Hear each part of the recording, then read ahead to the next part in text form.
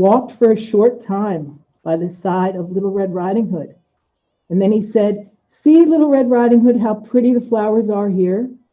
Why do you not look around? I believe, too, that you do not hear how sweetly the little birds are singing. You walk gravely along as though you were going to school, while everything else out here in the wood is so pretty." Little Red Riding Hood raised her eyes, and when she saw the sunbeams dancing here and there through the trees and pretty flowers growing everywhere, she thought, "Suppose I take grandmother a fresh flower that would please her. It is so early in the day, and I shall get there in good time." And so she ran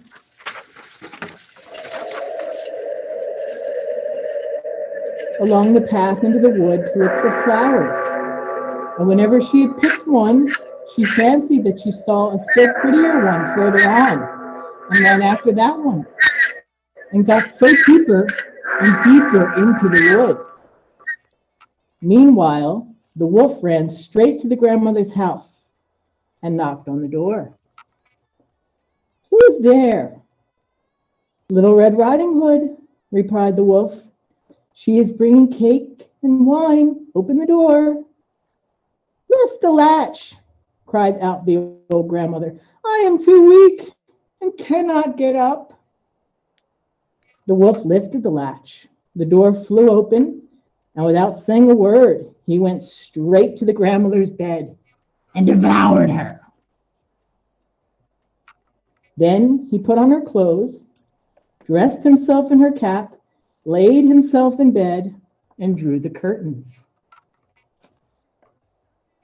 Little Red Riding Hood, though, had been running about picking flowers, and when she had gathered so many that she could carry no more, she remembered her grandmother and set out on the way to see her. She was surprised to find the cottage door standing open, and when she went into the room, she had such a strange feeling that she said to herself, "Oh dear, how uneasy I feel today. And at other times, I'd like being with grandmother so much." She called out, "Good morning," but received no answer. So she went to the bed and drew back the curtains. There lay her grandmother, with her cap pulled far over her face and looking very strange indeed. "Oh, grandmother," she said, "what big ears you have." "The better to hear you with, my child," was the reply. "But grandmother, what big eyes you have," she said. "The better to see you with, my dear." "But grandmother, what large hands you have." "The better to hug you with, my dear." "Oh, but grandmother, what a terrible big mouth you have." "The better to eat you with." And scarcely had the wolf said this, then with one bound he was out of the bed and swallowed up Little Red Riding Hood.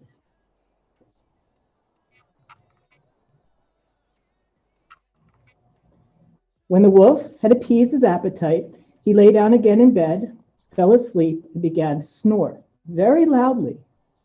The huntsman was just passing the house and thought to himself, "How that old woman is snoring. I must just see if she wants anything." So he went into the room, and when he came to the bed, he saw that the wolf was lying in it. "Do I find thee here, you old sinner?"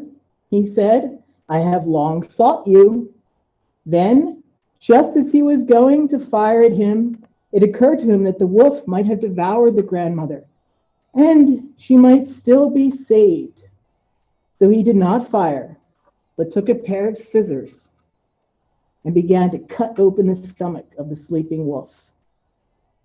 When he had made 2 snips, he saw a little red riding cap shining, and when he made 2 snips more, and the little girl sprang out, crying, "Oh, how frightened I've been! How dark it was inside the wolf!" And after that, aged grandmother came out also, but scarcely able to breathe. Red Riding Hood, however, quickly fetched great stones with which they filled the wolf's body. And when he awoke, he wanted to run away, but the stones were so heavy that he fell down at once and fell dead. Then all three were delighted. The huntsman drew off the wolf's skin and went home with it. The grandmother ate the cake and drank the wine, which Red Riding Hood had brought and revived. But Red Riding Hood thought to herself, as long as I live, I will never be by myself and leave the path to run into the wood when my mother has forbidden me to do so. The end.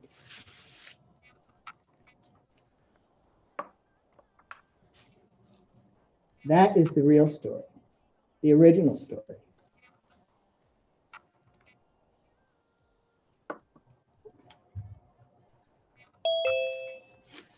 All right. So I see some people that think, okay, thank you for clapping, guys. All right. Do you guys like that story? Did you think the girl was gonna not be saved? She learned a lesson. All right. I'm going to take my cap off now, my hat, because it's getting very hot in here and I don't need it for the next story. It's very long, but I think you're going to really like. Okay. So I'm going to reveal who I am. Okay.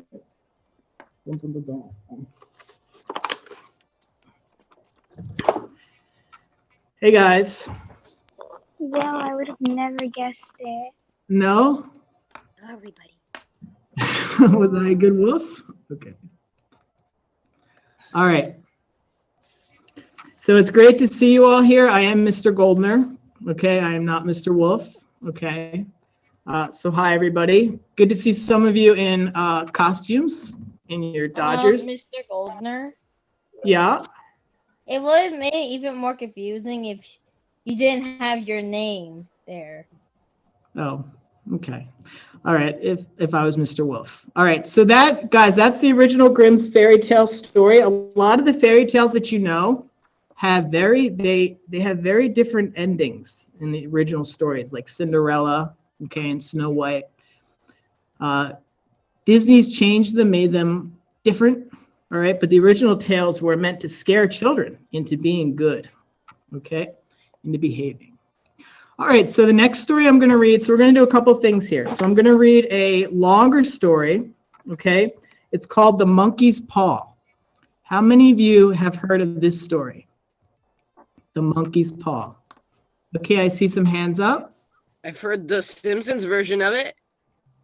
Okay, well, this is different. All right, so we're going to read The Monkey's Paw, okay? It's an older story, has a real twist in it, okay? I don't want to reveal any kind of ending or anything like that. Okay. This guy should be on here. Okay. After we read this story, we're going to read Spooky in here. All right. I don't know when he's going to start up, okay? It could start up at any time. All right, so we're going to read this story first, so pay attention. All right, and then we're going to read 3 original stories from 7th graders and 3 original stories from the 8th graders, okay? And they're here. And what you're going to do is you're going to vote on each story, okay? I'm not going to give you the name of the story that I'm reading, but I'll tell you that we'll read the 3 7th grade stories first, and then the 3 8th grade stories, okay? So you're all going to need a piece of paper, and you're going to need a pen, okay? And you're going to have to write down, okay, which story you like best from each grade. So 1, 2, or 3. Got it? So 7th grade, you're going to put 1, 2, or 3. 8th grade, you're going to put 1, 2, or 3. Okay? And then tomorrow, you're going to tell your teacher, so Sister Jane, Mr. Horlocker, and myself, and Miss Sullivan, which number you picked. And they're going to give me the total, okay, and then we'll have a winner, okay? So it's like story number 1, story number 2, and story number 3? Yep, for each grade. And you have to circle the one you want that you liked best. Okay?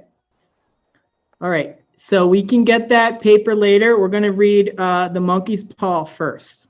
Okay?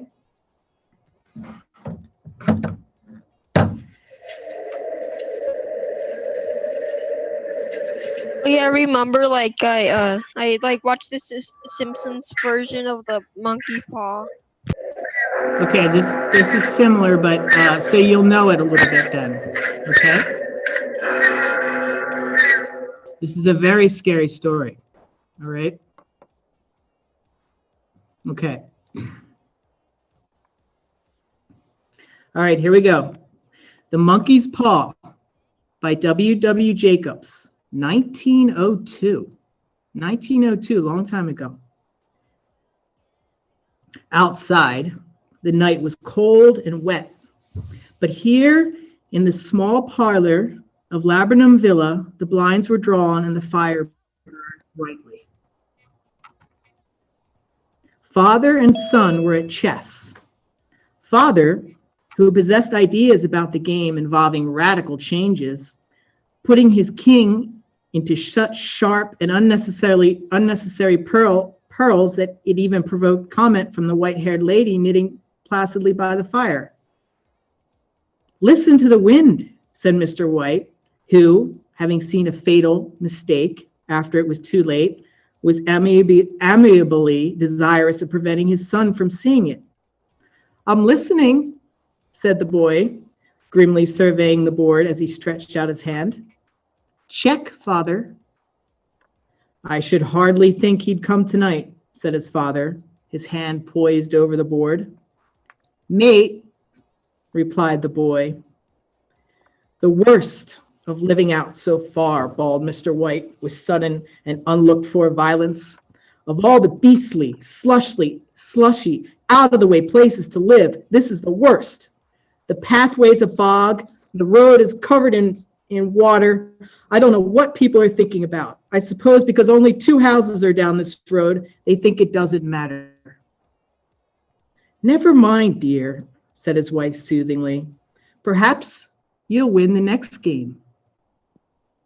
Mr. White looked up sharply, just in time to intercept a knowing glance between the mother and the boy. The words died away from his lips, and he hid a guilty grin in his thin gray beard. "There he is," said the boy, as the gate banged too loudly and heavy footsteps came towards their door.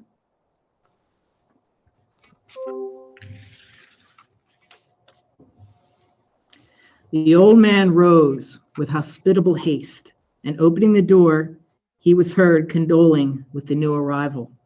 The new arrival also talked with himself, so that Mrs. White said, "Tick, tut, tut," and coughed gently as her husband entered the room, followed by a tall, burly, fat man, beady of eye and fat of visage. "Sergeant Major Morris," he said, introducing him. The sergeant major shook hands and, taking the seat by the fire, watched contentedly while his host got out whiskey and tumblers and stood a small copper kettle on the fire. At the 3rd glass of wine, his eyes got brighter and he began to talk, the little family circle regarding with eager interest this visitor from distant places.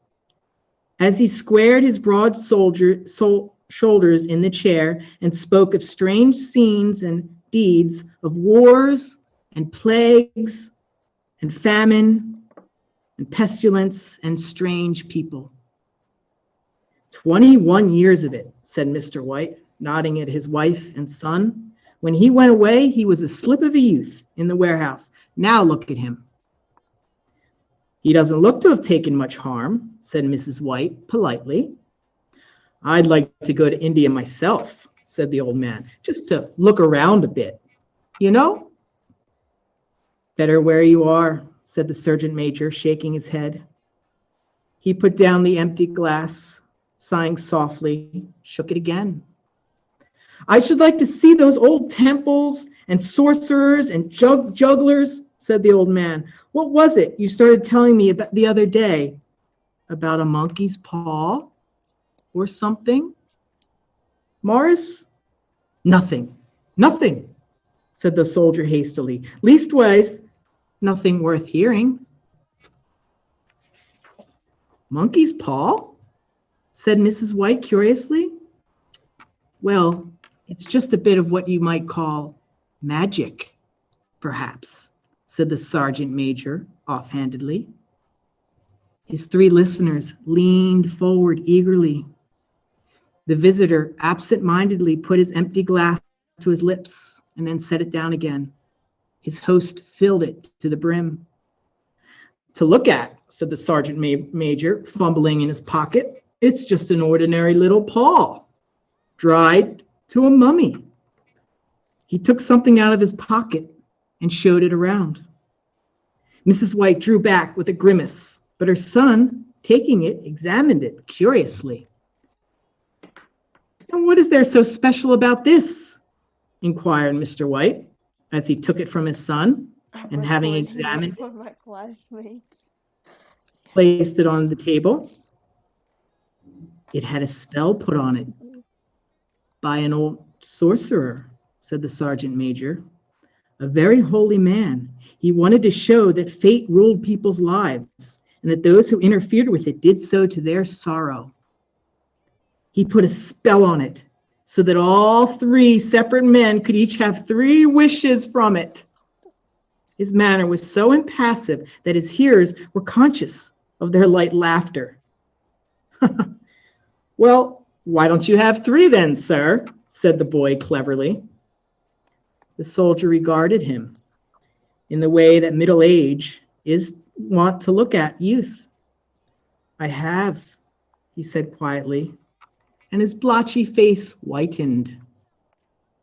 And did you really have 3 wishes granted? Asked Mrs. White. I did, said the sergeant major, and his glass tapped against his teeth. And has anybody else wished? Inquired the old lady.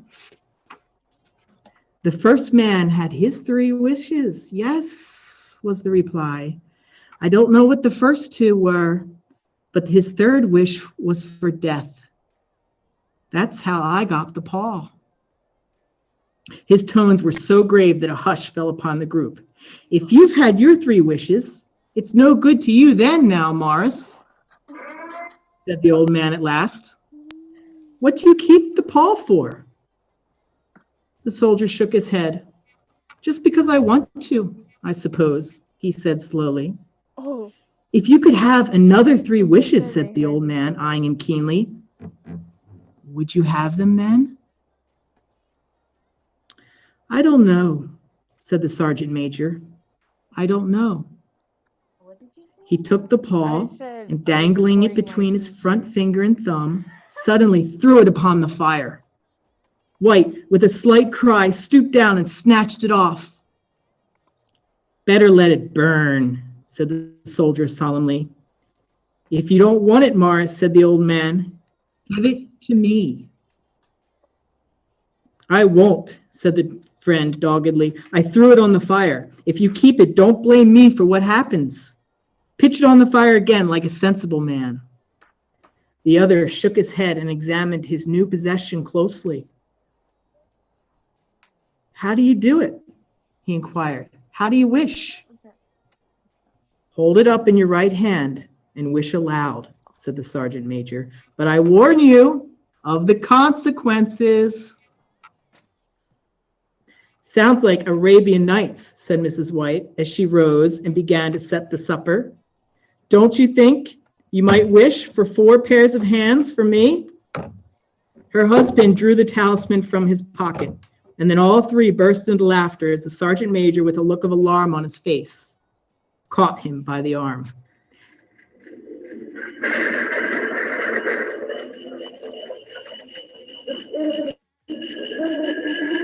If you must wish, he said gruffly, wish for something sensible.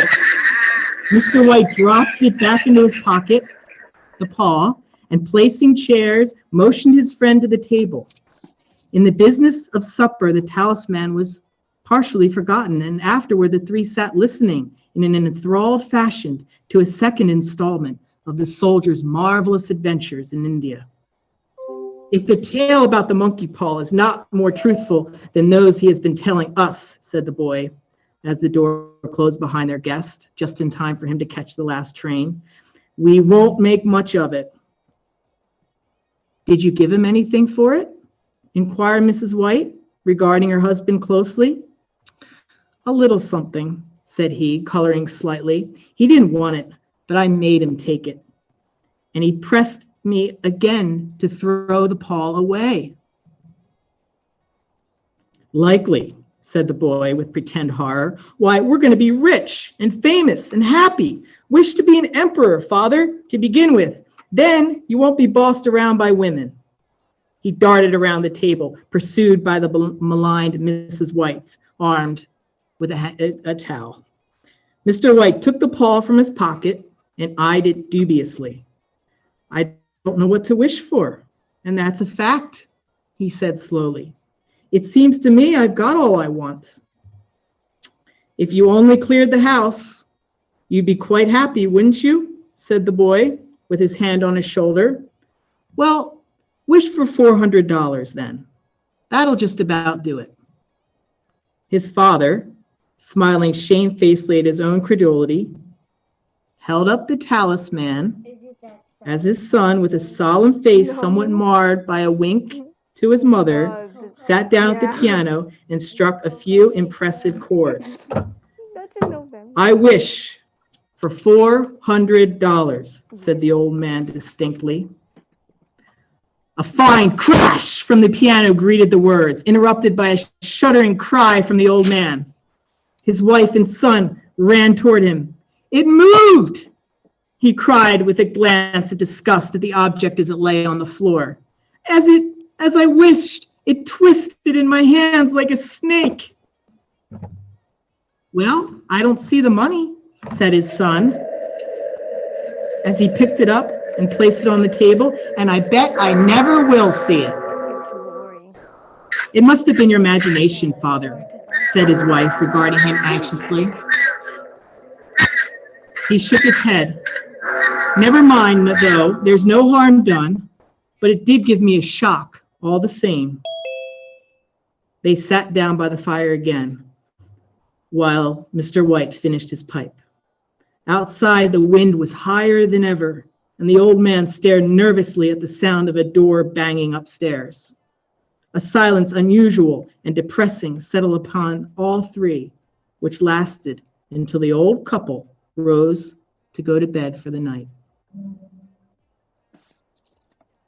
Do you guys hear that? Yeah. Sounds like a horn. There was. Yeah. Clap. Well, I don't hear anything. Yeah. I expect you'll find the cash tied up in a big bag in the middle of your bed when you go up to bed, said the boy as he bade them good night, and something horrible squatting on top of the wardrobe watching you as you pocket those $400. He sat alone in the darkness, gazing at the dying fire and seeing faces in it. The last face was so horrible and so ape-like that he gazed at it in amazement. It got so vivid that with a little uneasy laugh, he felt on the table for a glass containing a little water to throw over it. His hand grasped the monkey's paw, and with a little shiver, he wiped his hand on the coat and went up to bed.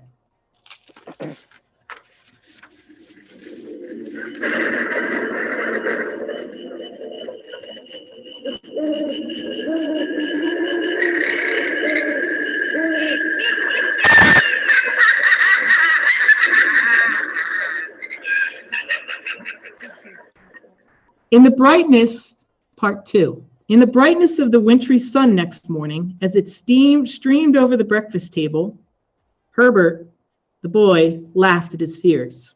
There was an air of of prosaic wholesomeness about the room which had lacked in the previous night, and the dirty, shriveled little paw was pitched on the sideboard with a carelessness which betokened no great grief in its virtues. I suppose all old soldiers are the same, said Mrs. White. The idea of our listening to such nonsense. How could wishes be granted? And if they could, how could $400 hurt you, Father? Might drop on his head from the sky, said the boy. Morris said the things happened so naturally, said his father, that you might, if you were wished, that you might think it's coincidence. Well, don't break into the money before I come back, said the boy as he rose from the table. I'm afraid it'll turn you into a mean, greedy old man, and we shall have to disown you. His mother laughed, and following him to the door, watched him down the road, returned him to the breakfast table, was very happy at the expense of her husband's incredulity, all of which did not prevent her from scurrying to the door at the mailman's knock, nor preventing her from retiring somewhat shortly to retired sergeant majors with habits when she found that the postman brought a tailor's bill. Herbert will have some more of his funny remarks, I expect, when he comes home, she said, as they sat down for dinner. I dare say, said old Mr. White, pouring himself out some beer. But for all of that, the thing did move in my hand. That I'll swear to. You thought it did, said the old lady soothingly. I say it did, said the old man. There was no thought about it. I had just... What's the matter? What's the matter? His wife made no reply. She was watching the mysterious movements of a man outside, who, peering in an undecided fashion at the house, appeared to be trying to make up his mind to enter. In mental condition, with the $400, she noticed that the stranger was well dressed and wore a silk hat of glossy newness. 3 times he paused at their gate and then walked on again. The 4th time, he stood with his hand upon it, and then, with sudden resolution, flung it open and walked up the path. Mrs. White, at the same moment, placed her hands behind her, hurriedly unfastening the strings of her apron, and put that article of apparel beneath the cushion of her chair. She brought the stranger, who seemed very ill at ease, into the room. He gazed at her furtively and listened in preoccupied fashion as the old lady apologized for the appearance of the room and her husband's coat, a garment which he usually reserved for the garden. She then waited patiently for him to broach his business, but he was at first very, very silent. I was asked to call, he said at last, and stooped and picked a piece of cotton from his trousers. I came from your boy's work, Maul and Megan's. The old lady startled. Is anything the matter? She asked breathlessly. Has anything happened to our boy? What is it? What is it? Her husband interjected. There, mother, he said hastily. Sit down and don't jump to conclusions. You've brought bad news, haven't you, sir? And he eyed the other wistfully. I'm sorry, began the visitor. Is he hurt? Demanded the mother. The visitor bowed in assent. Badly hurt, he said quietly. But he is not in any pain. Oh, thank God, said the old woman, clasping her hands. Thank God for that. She broke off suddenly as the sinister meaning of the assurance dawned upon her, and she saw the awful confirmation of her fears in the man's averted face. She caught her breath and, turning to her slower-witted husband, laid her trembling old hand upon his.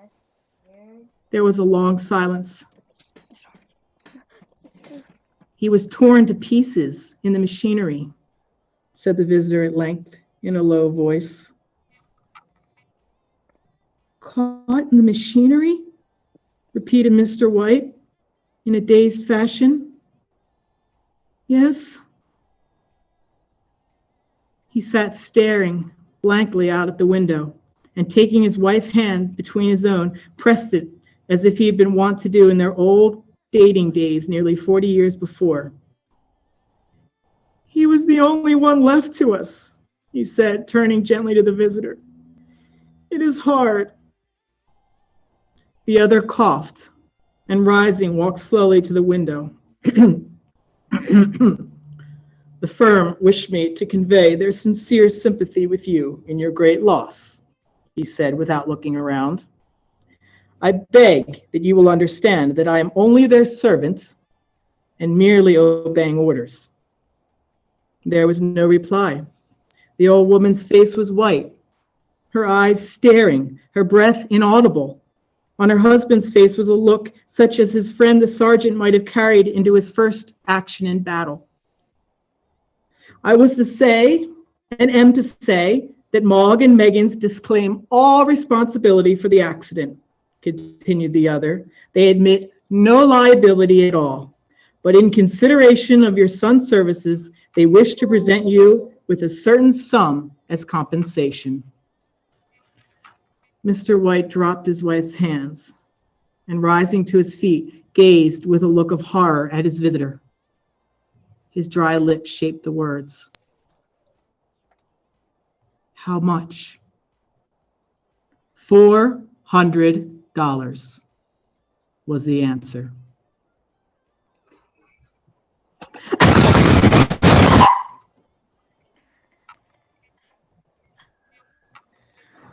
Unconscious of his wife's shriek, the old man smiled faintly, put out his hands like a sightless man, and dropped, a senseless heap, to the floor.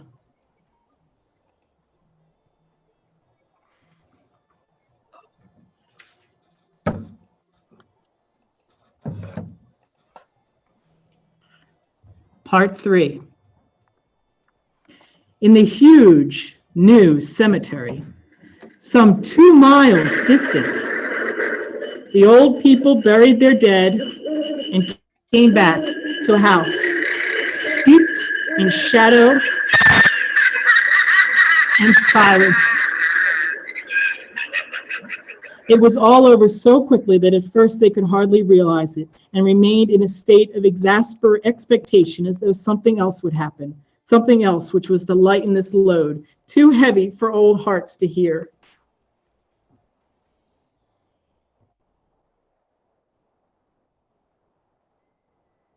You guys hear that? Outside on the door. We have different houses. Maybe it's just you. No. I don't hear Goldner, don't- anything. Goldner, I don't don't think die we live in the tonight. same Okay. house. Just you. Yeah, I don't hear anything. I'll continue. Right. There might be a ghost at his house. Oh my But as the days passed, the expectation gave place to resignation. The hopeless resignation of the old, sometimes miscalled apathy. Sometimes they hardly exchanged a word, old Mr. and Mrs. White, for now they had nothing to talk about, and their days were long to weariness. It was about a week after that the old man, walking suddenly in the night, stretched out his hand and found himself alone. The room was in darkness, and the sound of subdued weeping came from the window. He raised himself in bed and listened. Come back, he said tenderly. You will be cold. It's colder for my son, said the old woman, and wept afresh.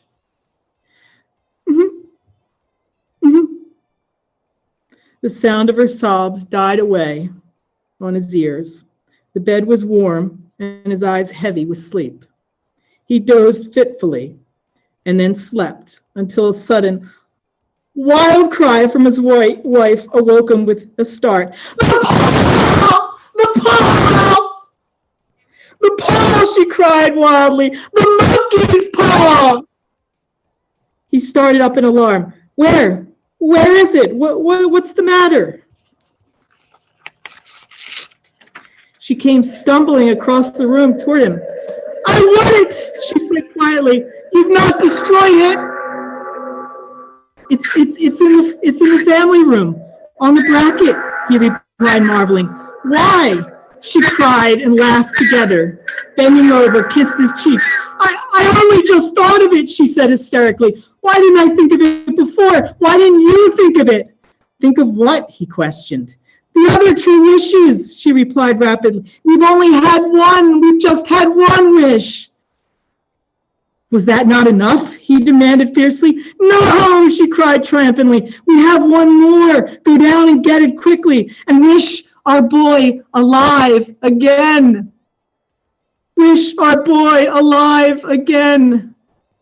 The man sat up in bed and flung the bedclothes from his quaking limbs. Good God, are you crazy? He cried aghast. Get it? She panicked. Get it quickly and wish. Oh, my boy, my boy, my boy.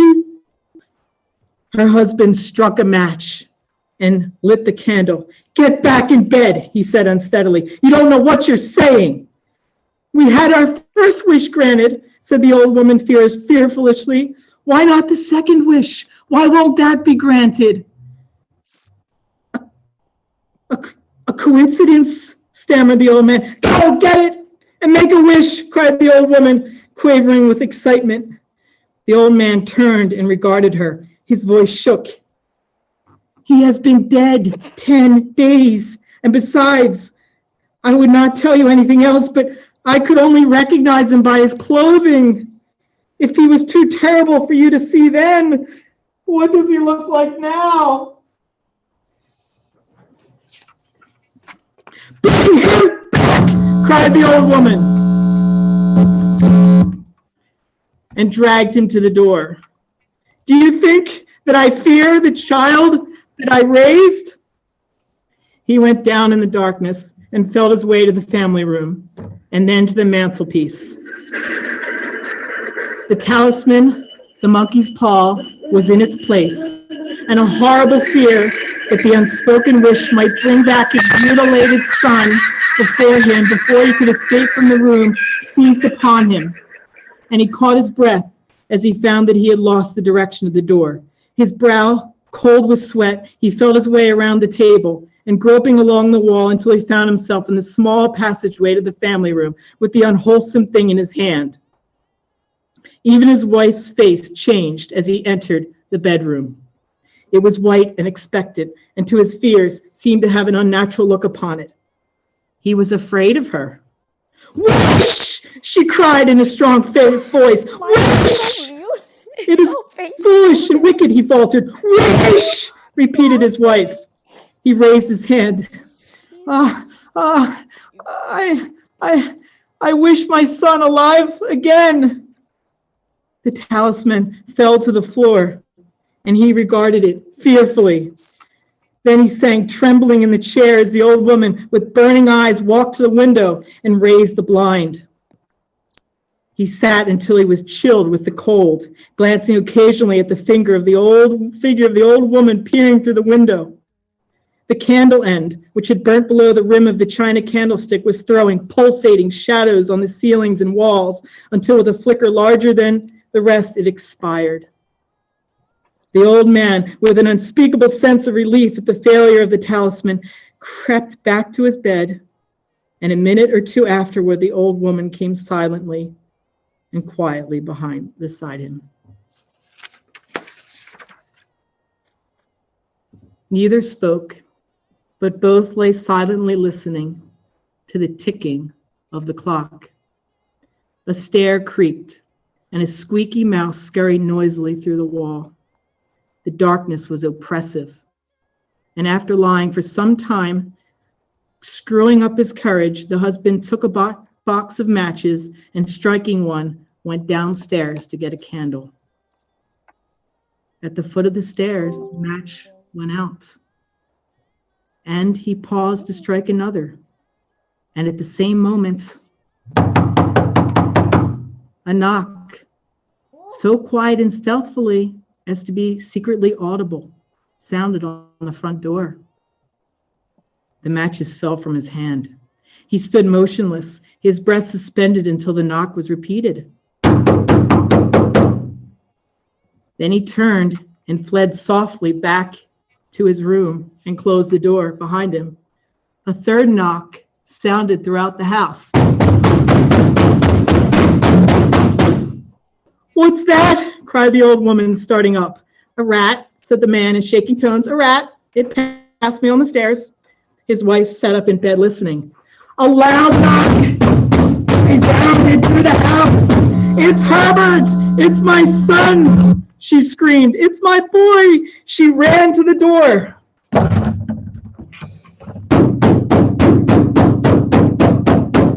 But her husband was before her and, catching her by the arm, held her tightly. "What are you going to do?" he whispered hoarsely.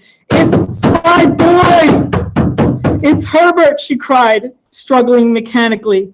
"I forgot it was 2 miles away. He had to walk. What are you holding me for? Let me go. I must open the door."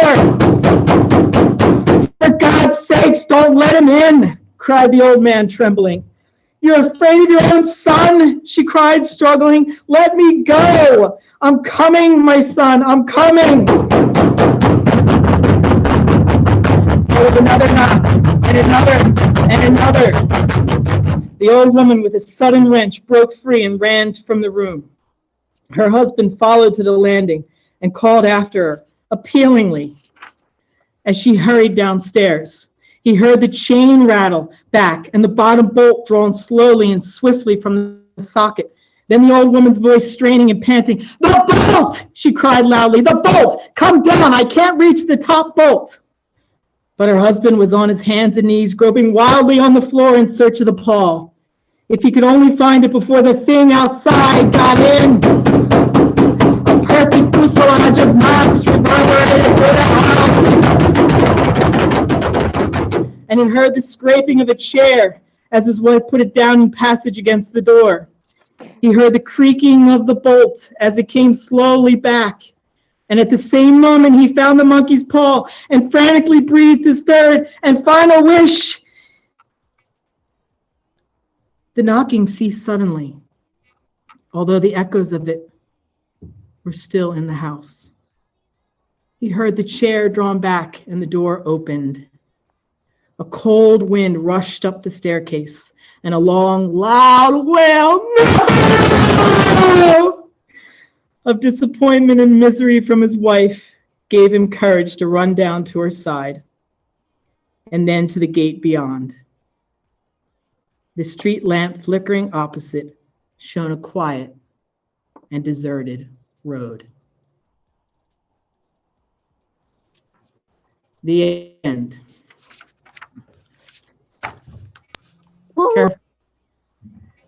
Careful what you wish for. My Which is ears ghost. are bleeding. All right. So usually in English class, we would reflect on the story, right? You better not do that here. I I am think already there's a good tired lesson. of your chomps, though. Okay.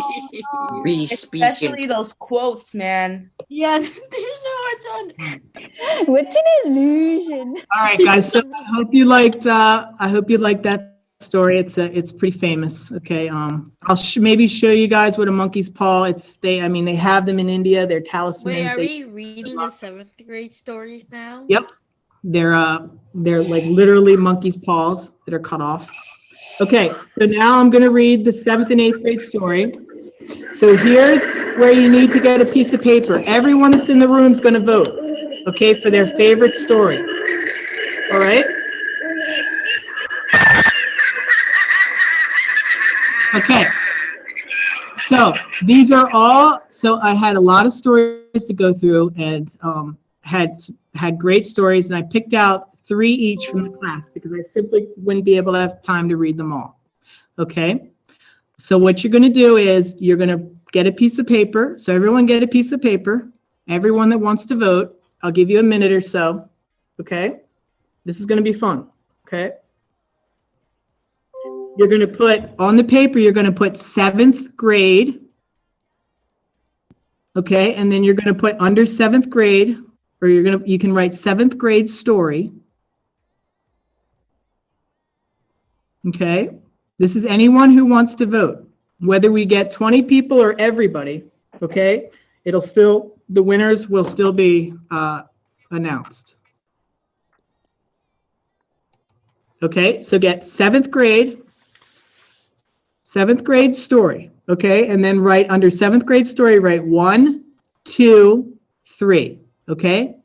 After you hear the stories, you're gonna circle the one that you like the most, okay? Do we do it for 8th grade also?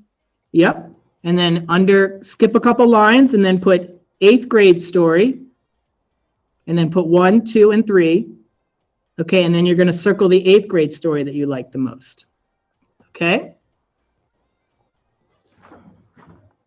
Wait, story or stories? Just story.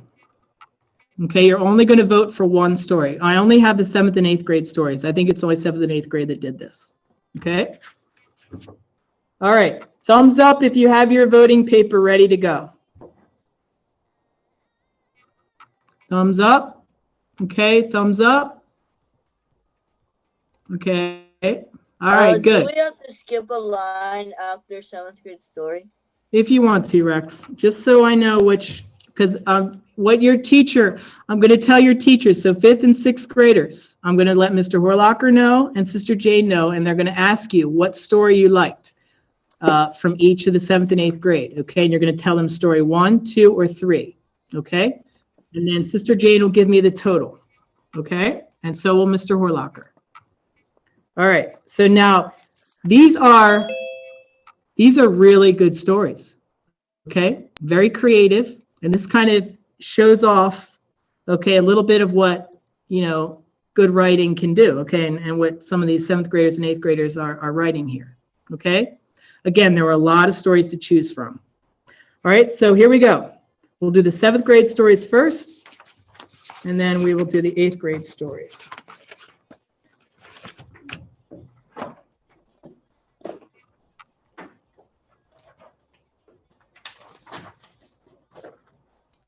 All right, 7th grade story number 1. Its teeth were sharp. Its skin was white, almost translucent. Blood dripped from the corner of its mouth. I should have snapped a photo of the creature when I had a chance. My mom thought I was crazy once I raced back home and shared the news. I quietly swung the back door open and set out for the dry terrain. Camera in hand, I hiked up into a forest, shriveled and bare. Nothing would have been able to survive other than a few cactuses. The orange sunset shone above the dry forest. Even though the sky slowly darkened, I didn't turn back. I stopped several times to either take a break or to snap a picture of a small animal, though it wasn't too often that I saw a little critter passing by the trail. The sky soon darkened to an inky black. Stars twinkled over the forest. I was about to hike back home until I heard a tree branch snap. It was most likely a small animal, so I didn't think anything of it until I heard heavy footsteps coming closer to me. I quickly pulled up my camera and was prepared to run. That's when I saw it. Its skin was white and blood was dripping from its sharp, rotting teeth. The thing looked like it hadn't eaten in months. I was able to see its rib cage peeking through the white flesh. Its fingers matched the dried up tree branches surrounding us, and its eyes were white like the moon. The creepiest thing of all, though, is that this one-of-a-kind creature had the head of a ram, but the body of a human. The creature glared at me while standing on its hairy, pale hind legs. I was so much in shock that I dropped my camera and raced back home. I never looked back to see if it was following me. I slammed the door open and explained to my mom what happened. She said, "Maybe you're just seeing things. You haven't been going to sleep lately." The end. Okay, that was the first story. Okay, good. Amazon. All right. What's that? 7th grade story number 2. Remember, you're going to circle the one you like the most at the end when you've heard the third, after the third story. Okay? 7th grade story number 2. As we approached the door, we noticed it was unlocked and ever so slightly ajar. As my friend stood behind me, I pushed the rusty door open, only to find no one there. "Come on, guys," I called after them. "Hello? Guys," I continued. I spun on my heels and saw none of my friends in sight. Did they just leave? Cowards, I thought. I wasn't going to let their disappearance stop me. As I made my way inside, I heard a strange noise. A cell phone was hanging over a beat-up coffee table, still ringing. The wooden floorboards creaked with every nervous step I took. It was way too quiet upstairs. Something was wrong. "What's going on?" I thought to myself repeatedly. I slowly walked upstairs, wondering why it was so empty and quiet. I soon found myself in a pitch-black room across from the stairs. I quickly turned the light switch on. The room was still very dim. I turned to my right, and something caught my eye. An old-fashioned mirror was hanging above a dusty wooden dresser. It looked like it had been made in the early 1800s. As I walked closer to it, a black figure with yellow eyes stood behind me. I turned around. Nothing. I turned to the mirror. The creature was there. I wanted to scream, but I was too frightened to even do that. I ran down the stairs, past the coffee table, and out the door as fast as a lightning bolt. I slammed the door shut and didn't even have the courage to look behind me. I sprinted out to the rusted gates, and down the dead street. "Ah!" I yelled. I happened to turn around, and from the top window, there it was. The creature had been watching my every step. Then, all of a sudden, boom! I hit a tree. As I lay there under the dry pine tree, I thought about the creature who'd been watching me. "Ow!" I said weakly. I was so concentrated on it watching me, I wasn't even paying attention to where I was going. The blood kept coming down from my forehead. There was so much.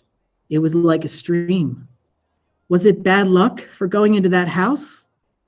Luckily, someone passing had seen me and handed me a bandage. I put it on my boo-boo and proceeded. I turned, and there the creature still was, but it was wearing a creepy smile with blood dripping from its mouth. The smile grew bigger and longer as I stood there. Its face was covered now in blood. Soon enough, I bolted from under the tree and ran to Main Street, the most populated place on Halloween night. All right, the end. All right, so think about that story. Compare it to the first one.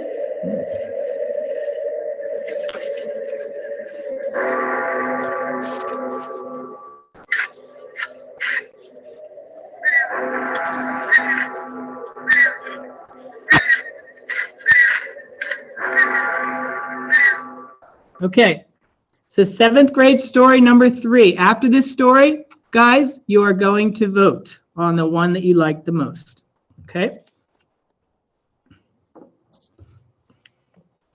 I knew there was something peculiar about my great aunt's old mansion. I just wondered why I hadn't seen it before. Annually, my family and I would stay the night at my great aunt's place on Halloween. The mansion had a rustic quality, and it was said that my great aunt picked her house specifically because it was built right on top of an old cemetery. The mansion was decorated with vintage photos of people no one ever knew, and the cemetery was made in the 1600s when the Salem witch trials were held. At first, I thought it was all fun and games, until tonight. As I lay there in my great aunt's movie room watching horror films, the house phone went off. Customarily, my great aunt tells us to just let it ring. So I did. The phone went off a couple of times after the first. I became more and more cautious. Yes. In my head, I thought, who is in such a rush to call my great aunt? I decided to pick up the phone and answer. The call went like this.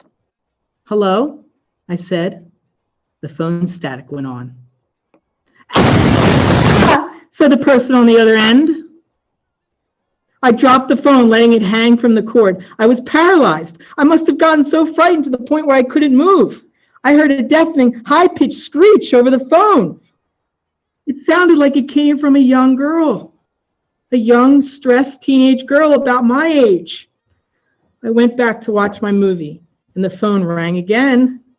Ring, ring. Already trembling, I picked up the phone. Hello? I said once again in a shaky tone. Said the girl even more aggressively than the first time. Before I could say anything else, the dial tone rang. The call was over. I went back to my seat, but couldn't seem to focus on the movie. Something about the call was off. It was like the girl's scream was louder, closer, if you will. I felt warmth on my neck, but when I turned around, no one was there. I brushed it off and just thought I was in over my head, thinking about it too much. The horrid night went on, and the same call kept coming. I answered it every time, searching for explanation, but never got one. Then, the phone rang for the last time. I had it at the point, I had it at that point, and I just let it ring. Little did I know what I'd gotten myself into. While the horror movie went on, the lights in the entire mansion flickered.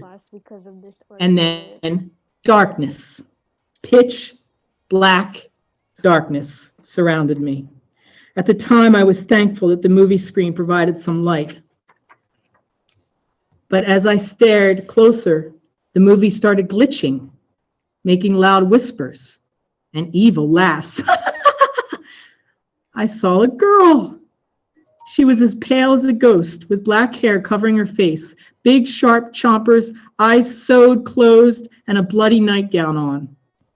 She looked familiar to me. It was like I had seen her.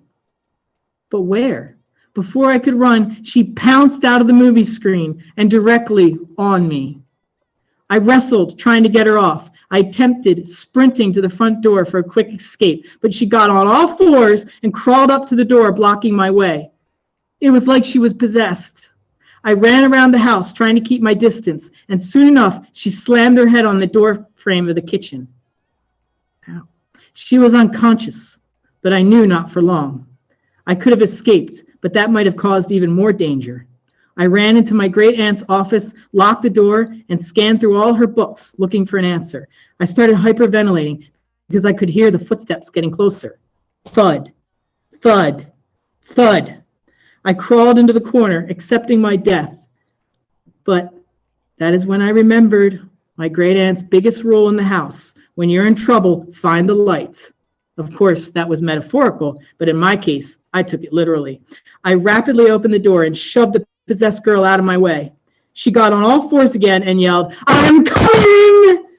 Although I was terrified, I tried not focusing on her and instead getting to the fireplace in the living room. I knew my plan was risky, but it was my only choice. I lured her into the living room by running not too fast and then hiding behind the door so she could see me at first.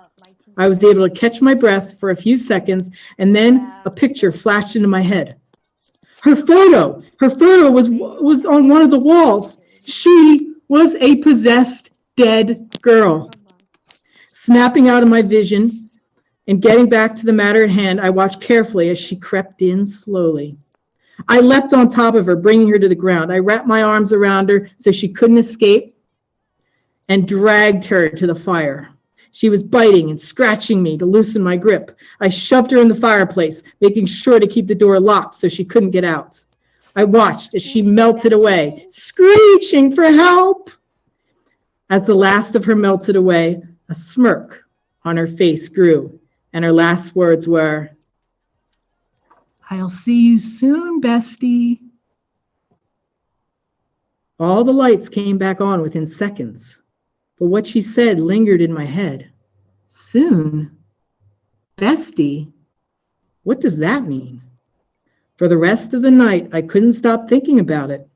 It was like those words were engraved into my brain. Thankfully, though, my family had come home within the next few minutes, and we spent the time we had left hanging out and carving pumpkins. Still to this day, her words occasionally pop up in my head whenever I look over my shoulder, and it seems like she is there, watching me, like a prey and a predator. Shut up! The end. Okay, so that was story number 3. Okay, so now you need to circle the one that you like the most. 1, 2, or 3.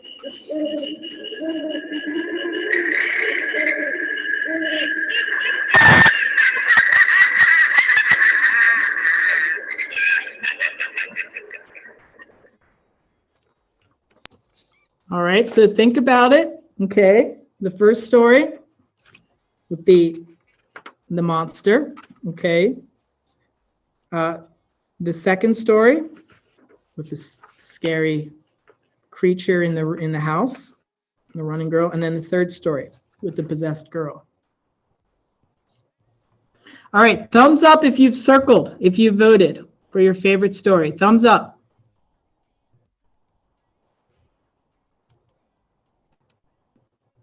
All right, I see a lot of thumbs up.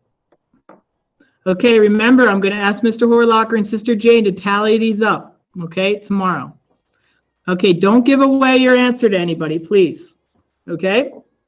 All right, last thing we're going to do, and then you guys got to get to bed. You guys actually have to go to bed after all this. Mr. Goldner, I have to eat dinner after this. Oh, and then you have to go to bed, Rex, in a dark room. Mr. Goldner, Wait, where do we give Gary. What's that? where do we give this to our teachers? I'll ask them for you tomorrow. You'll give it to them tomorrow. Okay? Okay. They'll find a way to get. Are we starting the 8th grade now? Okay. Now the 8th grade stories. Okay. All right. Okay. All right. The 8th graders, their final year. Okay. These stories again. I picked out, Eric, you shouldn't go to sleep that late. That's when the monsters come. All right, again, I picked out 3 stories, okay? All right, here we go. All right, first story. So now you're gonna vote at the end of hearing the 3 stories for your favorite 8th grade story. Okay, story number 1. My family moved into a new house this week, a charming, old home with beautiful and comfortable furnishings. The neighbors were always kind, bringing us welcoming treats and having frequent neighborhood get-togethers. Get-togethers were the key to getting along in this neighborhood, they said. After a week, however, I stopped loving the friendly neighbors. I felt like I was being watched. I couldn't sleep, and the restlessness was causing paranoia. Purple bags developed under my eyes, and I was always watching the windows. Today, however, was the first time I acted out. I was cooking breakfast when I felt the eyes, then the walls, a faint tap, scratch, whisper, something's wrong.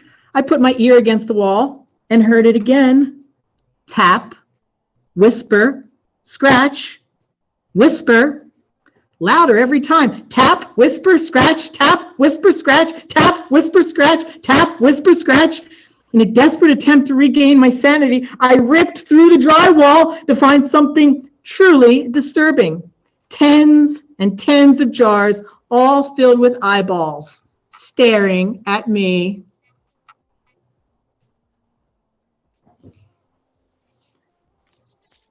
Wow. All right. Wait, was that the end? Yeah, very mental. That was all mental. Okay, good. It was clever. All right. Story number 2. Okay, yes, it was short. Doesn't necessarily mean, you know. Okay. All right, here we go. Story number 2. 8th grader story number 2. I never should have unwrapped that piece of candy.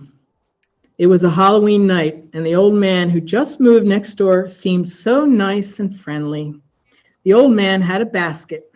His basket was full of candy. He was bald, and he almost never took off his leather coat and blue jeans from what I had seen of him in the few weeks that he had lived there. I was wearing a scary Halloween costume. I had a white mask and black suit and tie, and my mom said I could go alone to the old man's house to get candy because she was too tired to go with me. I walked over, and his door opened slowly with a loud creak. The old man gave me a smile, but something was wrong. His mouth wasn't filled with teeth. It was filled with some sort of green liquid. And I was not sure that it was the only part of his costume or not, because I got there, it looked like he didn't have a costume. The old man handed me a piece of his homemade chocolate. He told me to eat it, or else it would melt. But it was a cold night. The chocolate would not melt. But I listened to him. It smelled like delicious milk chocolate. I removed the small, soft wrapper, and I bit off a huge chunk of chocolate. It tasted as good as it smelled. He gave me a big smile. He was grinning from ear to ear. And then everything went black. I woke up and looked down. My body was lying there. And I saw that the same liquid that was in my mouth was in the chocolate. It got caught in my throat and killed me. I was a ghost, and I could tell because every part of my body was transparent. The old man dragged my body, and he hid it behind the bushes. He could not see me, but I could see him. I watched the old man wave his hand at a boy that was dressed as a firefighter. I could not let him hurt another person. I possessed a round vase that was on a small table near his kitchen, and I used it to smack him in the head. The small boy did not know what to do because he saw a man getting knocked out by a floating vase. He ran away in fear. When I looked back at the old man, his body started to melt. All that was left of him was the same green liquid. The next day, the police found my body because of the little boy. He ran home crying to his mom and screaming about how he might have seen a ghost that killed a man. The mom wasn't sure about the ghost part, but she called the police to find the dead man. They were supposed to find the old man, but they found me instead. The cops and scientists couldn't pick up the green slime. It melted all their glass tools, and it ended up disappearing after a few hours. I know my mom will miss me, but I know that the old man, or whatever he was, will never hurt the neighborhood again. Are they even open? Yeah, open. It's in there. Okay. Second story. Okay. You mean third, right? That was the second story. Okay, so think about that story, and then we'll read our last one. You have your AirPods in. Okay. There's your mask on that. We can get into dessert. Okay, this one is, okay, here we go. Oh. It keeps doing this now.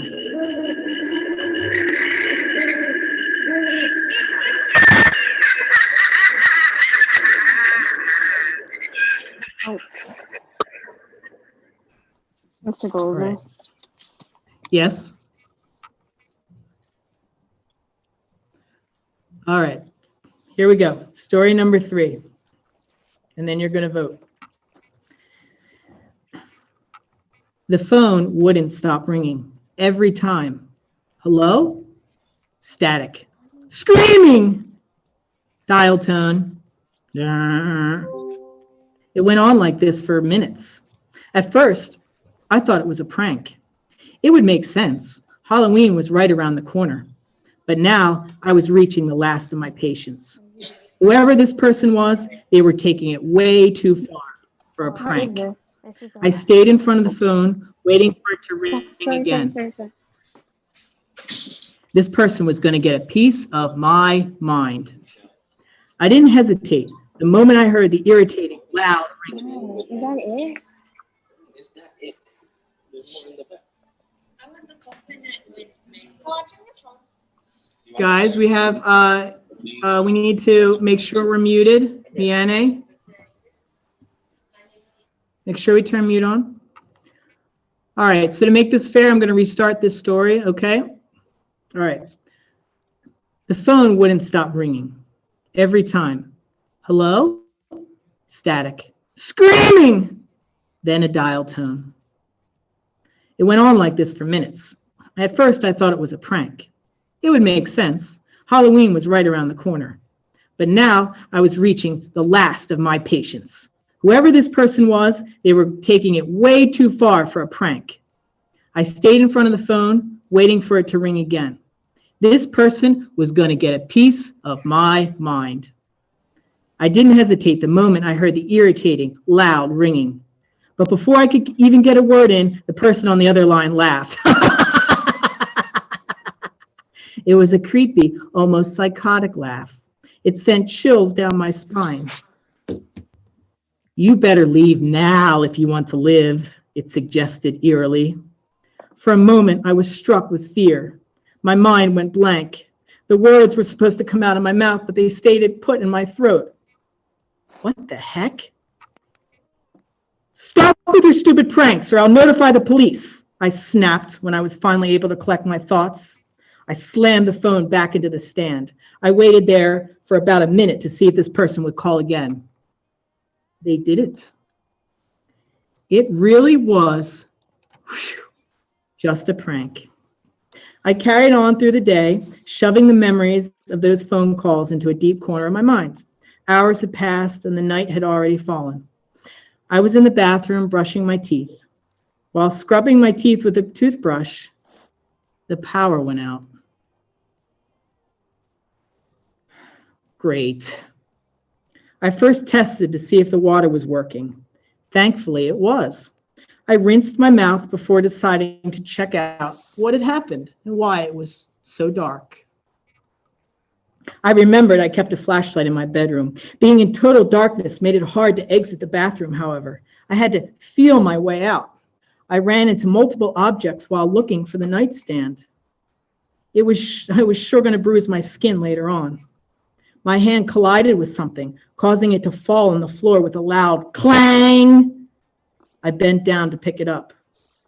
I realized it was the flashlight, just by its feel. When I tried to turn it on, no light came on. I knocked it against my hand twice before pressing the button that normally would turn it on. Nothing. You have to be kidding me, I sighed as I pushed myself off the floor. My room was dead silent. One thing I hated the most was silence. It was extremely unsettling. I jumped at the sound of something scratching at my bedroom window. The curtain hid whatever was the cause of the scraping. I was overtaken with curiosity. I took slow, quiet steps towards the window. I reached for the fabric of the curtain. I inhaled as I pulled it to the side, revealing only tree branches. I laughed at my own silliness. I was being scared for nothing. Then the temperature dropped in the room. Goosebumps rose on my skin. I felt a presence sneaking up behind me.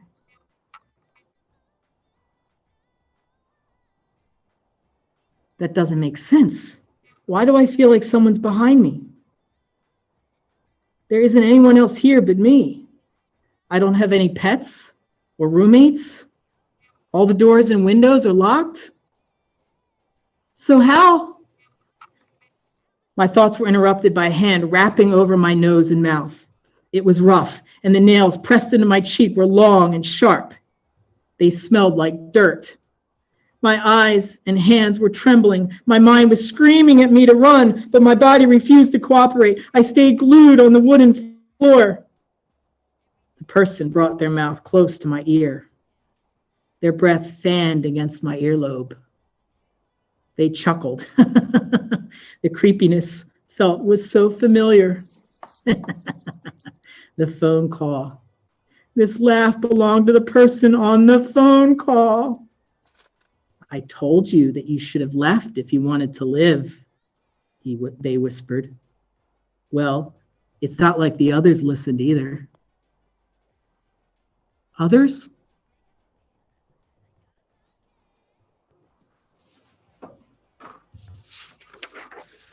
The end. All right. Okay, so now vote. All right, circle the story you like the best of the 8th graders. So the story with the eyeballs, the story with the Halloween candy, or the story with the dial tone and the person in the house.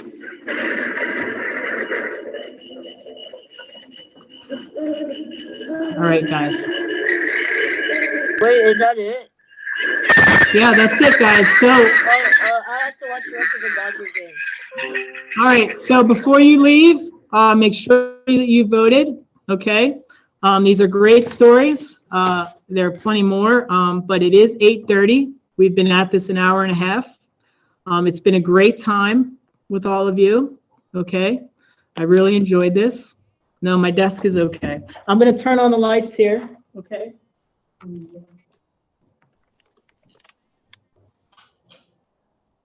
Oh. So it's just good old St. Dominic's. Okay. So we can leave, right? Yes. All right. As Okay, long as you have your bye. votes ready for tomorrow. Okay. Bye, guys. Bye, everybody. Happy Halloween. Happy Halloween. Wait, Mr. Gray, can you leave the Zoom? What? Mr. Goldner. No, I'm going to close this meeting down. No. All right. No, I have to close it down, guys. Mr. Goldner, is that a UFC shirt? It is. Yep. Fight on. Fight on. Fight on. Trojans all the way. Trojans all the way, Emilio. Fight on, Mr. Good. Goldner. Nice Done, job. guys. All Bye, right. Mr. Horlacher. Dodgers everyone. game. Bye, guys. Okay. Have fun. Have a great Halloween. Bye. Bye.